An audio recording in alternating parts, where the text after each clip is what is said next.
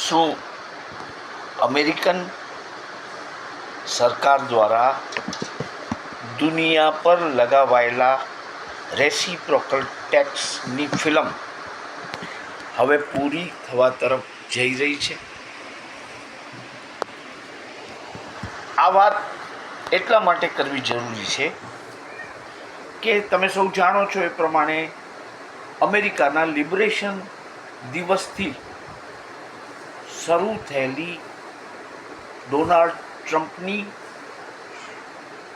આ ટેરિફ યાત્રા દુનિયાના અર્થકારણ ઉપર ભારે વિપરીત અસર કરી રહી છે. કામદારો બેકાર બની રહ્યા છે.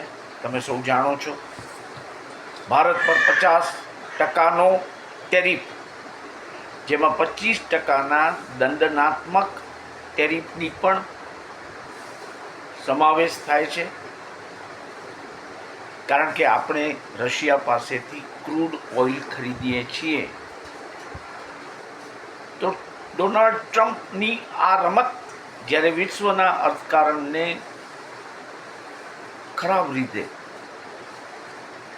લકવાગ્રસ્ત કરી રહી છે, ત્યારે હવે એવી આશા જન્મી છે કે કદાચ આ ટેરિફની વાત ભૂતકાળની એક કડવી સ્મૃતિ બને. કારણ બહુ સ્પષ્ટ છે કે અમેરિકાની લિબરેશન અપીલ કોર્ટ દ્વારા એવો ચુકાદો આપવામાં આવ્યો છે કે ડોનાલ્ડ ટ્રમ્પ દ્વારા લગાવાયેલો આ ટેક્સ ગેરકાયદેસર છે, અનલોફુલ, અને તે હટવો જોઈએ. આ લિબરેશન અપીલ કોર્ટ દ્વારા અગાઉની ટ્રેડ અપીલ કોર્ટના ચુકાદાને બહાલ રખાયો છે અને શુક્રવારે આ ચુકાદો આપતા લિબરેશન અપીલ કોર્ટે જણાવ્યું છે કે ઇમરજન્સી ઇકોનોમિક પાવર લો હેઠળ આ પ્રકારના ટેક્સ માત્ર એક્ઝિક્યુટિવ ઓર્ડર્સથી લાગુ કરી શકાય નહીં. આર્થિક સંકટના સમયે કાયદેસર રીતે માત્ર 15%નો ટેક્સ, તે પણ માત્ર 150 દિવસના ગાળા માટે લગાવી શકાય છે, પણ આ પ્રકારના રેસિપ્રોકલ ટેક્સ લાગુ કરી શકાતા નથી. જોકે માનનીય લિબરેશન અપીલ કોર્ટ જે છે અમેરિકાની, તેણે ટ્રમ્પ પ્રશાસનને ઓક્ટોબર સુધીનો સમય એ રીતે આપ્યો છે કે આ ચુકાદો, આ ઓર્ડર ઓક્ટોબર મહિનામાં લાગુ થશે, જેથી કરીને ટ્રમ્પ પ્રશાસનને અમેરિકાની સુપ્રીમ કોર્ટમાં અપીલ કરવાનો માર્ગ મળી રહે, સમય મળી રહે. તો આ એક મોટી ઘટના છે. એટલા માટે હું આપને જણાવી રહ્યો છું, કારણ કે દુનિયાભરના શેર બજારો પર આપ જાણો છો તે રીતે ટ્રમ્પના ટેરિફ વોરની વિપરીત અસર ચોક્કસપણે થઈ રહી છે. ભારતીય શેર બજાર પણ ખૂબ ઘટ્યું છે. આપ જાણો છો તે રીતે બેંક નિફ્ટીમાં લગભગ 1500 પોઈન્ટથી વધુનો ઘટાડો થયો છે, જ્યારે સેન્સેક્સમાં 3000 પોઈન્ટ જેટલો ઘટાડો થોડાક જ ટ્રેડિંગ સેશનમાં નોંધાઈ ચૂક્યો છે. હવે જ્યારે અમેરિકાની જ લિબરેશન અપીલ કોર્ટ દ્વારા આ જે નિર્ણય, જે જજમેન્ટ આપવામાં આવ્યું છે, જે ચુકાદો આપવામાં આવ્યો છે, તે ડોનાલ્ડ ટ્રમ્પ માટે એક જબરજસ્ત પ્રહાર છે.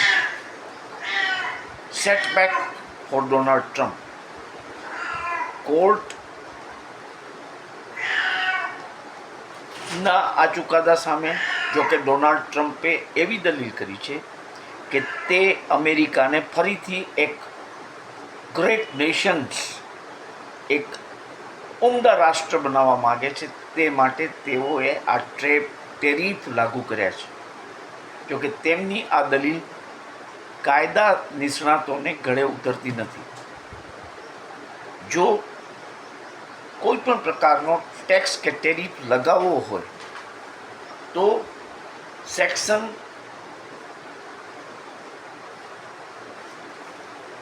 જે છે એ 232 અને સેક્શન 122 ઓફ ટ્રેડ એક્ટ પ્રમાણે લાગુ કરી શકાય છે.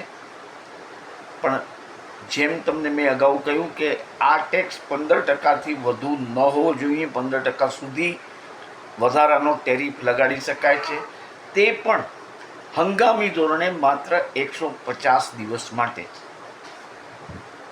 તેથી હવે આ સમગ્ર મામલો, ટેરિફનો મામલો, જે કોરોના કાળ બાદ વિશ્વને સતાવતો એક મહારોગ સમો બન્યો છે,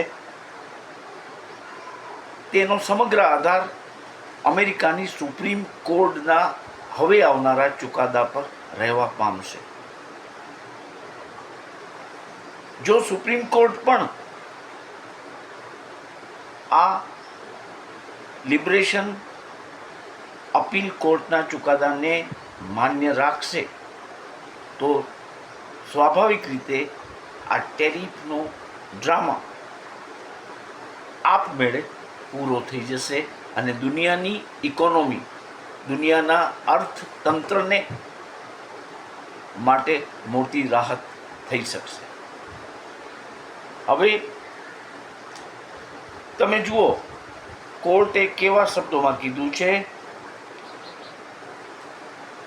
appeal court has said that tariff should be removed. બહુ મોટી વાત છે આ. Tariff should be removed. હવે જો કે દડો અમેરિકાના સુપ્રીમ કોર્ટની કોર્ટમાં છે, એટલે સમગ્ર વિશ્વની નજર દેખીતી રીતે અમેરિકાની સુપ્રીમ કોર્ટ ઉપર છે. નામદાર સુપ્રીમ કોર્ટ અમેરિકાની, અને અમેરિકાનું ન્યાયતંત્ર ખૂબ જ તંદુરસ્ત છે. તે પણ એક લોકતાંત્રિક દેશ છે. આમ પણ ટ્રમ્પને તેના ટેરિફથી ફાયદો થવાને બદલે નુકસાન થઈ રહ્યું છે. તેની આસપાસના લોકો તેનાથી નારાજ થતા રહે છે. આપણે એલોન મસ્કનો દાખલો જોયો,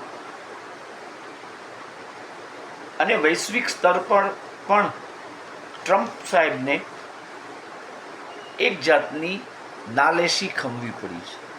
જેમણે એમ કીધું હોય કે હું એક દિવસમાં રશિયા યુક્રેનનું વોર રોકી દઈશ. એની એક વાત ના તો ઝેલેન્સ્કીએ માની છે કે ના તો પુતિન. અને બન્યું એવું છે કે આનાથી નવા આંતરરાષ્ટ્રીય સમીકરણો ઊભા થયા છે. ભારત, ચીન, રશિયા, જાપાન એક થઈ રહ્યા છે. ચીન સાથે ભારતના સંબંધો સુધરે એ ઘણી મોટી વાત છે. એટલે વિશ્વનું જાણે રાજકારણ પલટાયું હોય તેવો તાલ ટ્રમ્પના ટેરિફ મેનિયાએ સર્જી દીધો છે. તો જુઓ, બે ટ્રિગર્સ માર્કેટ માટે એવા પોઝિટિવ આવ્યા છે કે સોમવારે માર્કેટ ખૂબ સારી રીતે તેજીની રાહ પકડશે. તમે જાણો છો કે ભારતનો વિકાસ દર 7.8% આવ્યો છે, જ્યારે ધારણા 6.5% હતી. ટ્રમ્પના ટેરિફ આતંક વચ્ચે આ પ્રકારનો વિકાસ દર હાંસલ કરવો એ બહુ મોટી સિદ્ધિ છે. આપણે જોશું કે સોમવારે માર્કેટમાં ચોક્કસપણે એક બાઉન્સ બેક આવશે, રિવર્સલ આવશે અને શોર્ટ કવરિંગ પણ શરૂ થશે. હું માનું છું ત્યાં સુધી આ ચુકાદાની અસર પણ સોમવારની બજાર પર જોવા મળશે અને નિફ્ટીમાં 150 પોઈન્ટથી વધુનો સુધારો શરૂઆતમાં જ જોવા મળશે. આ એક ધારણા છે. તમે જાણો છો કે આ ચેનલ માત્ર અને માત્ર શૈક્ષણિક હેતુ માટે છે. કોઈ પણ શેરની બાઇંગ અથવા સેલિંગની ભલામણ કરાતી નથી. કોઈને જો કંઈ નુકસાન થાય તો તેની જવાબદારી આ ચેનલની અલબત્ત નથી. જો તમે આ ચેનલ પર પહેલી વાર આવ્યા હો તો આ પ્રકારની લેટેસ્ટ અર્થકારણને તેમજ સાંપ્રત પ્રવાહોને લગતી માહિતી જાણવા માગતા હો તો આ ચેનલને સબસ્ક્રાઈબ કરી દો. સબસ્ક્રાઈબ કરી તેને લાઈક કરો, શેર કરો અને સાથે સાથે બેલ બટન પર દબાવો, જેથી કરીને આપને આ ચેનલ પરથી આવનારા તમામ વિડીયોના નોટિફિકેશન મળતા રહે. આ જે ચુકાદો છે એ ખૂબ મહત્ત્વનો છે, એનું ધ્યાન રાખજો. એટલા જ માટે મેં મારા આ વિડીયોને 3 ભાષામાં અપલોડ કર્યો છે: હિન્દી, અંગ્રેજી અને ગુજરાતી. હું આશા રાખું છું કે તમે આ માહિતીનું મહત્ત્વ સમજી શકશો. બિલકુલ નવી માહિતી છે, આપ જોશો. ખાસ કોઈ જગ્યાએ હજી આ માહિતી આવી નથી. લિબરેશન અપીલ કોર્ટનો આ ચુકાદો અમેરિકામાં ભૂચાલ સર્જી શકશે તેવું લાગે છે અને સુપ્રીમ કોર્ટ પણ આવો જ ચુકાદો આપે તેવી ધારણા કાનૂની નિષ્ણાતો માની રહ્યા છે. આપણે આશા રાખીએ કે દિવાળી પહેલાં જ ડોનાલ્ડ ટ્રમ્પનો આ ટેરિફ તાંડવ સમાપ્ત થાય અને વિશ્વ ફરીથી આ એક અચાનક આવી પડેલી આફતમાંથી બહાર નીકળે તેવું આપણે ઈચ્છીએ. જોઈએ આગળ શું થાય છે.